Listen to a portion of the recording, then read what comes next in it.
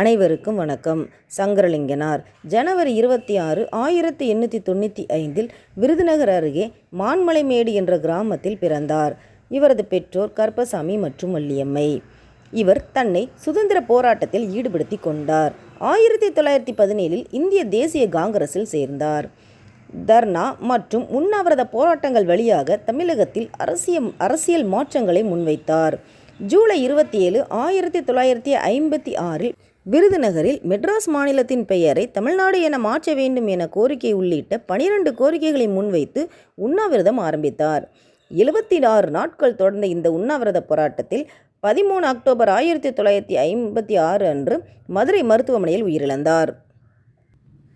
பின்னர் மெட்ராஸ் மாநிலம் தமிழ்நாடு என்று ஜனவரி 14, 1969 இந்திய நாடாளுமன்ற திருத்தத்தினால் சட்ட ரீதியாக நடைமுறைக்கு வந்தது. 2005 தமிழ்நாடு அரசு சங்கரலிங்கனார் அவரின் நினைவாக விருதுநகரில் நினைவு சின்னம் கட்டியது. சங்கரலிங்கனார் சுதேசி கடை என்ற பெயரில் தன்னுடைய கடையை கைத்தறி மற்றும் தேசிய பொருட்கள் செய்யும் மையமாக மாற்றினார். 1921 ஒத்துழையாமை இயக்கத்தில் பங்கேற்றார். தமிழர்களுக்கான நிலம் தமிழ்நாடு என்றே அழைக்கப்பட வேண்டும், அது எங்கள் தாயின் பெயர் என்றார். நன்றி.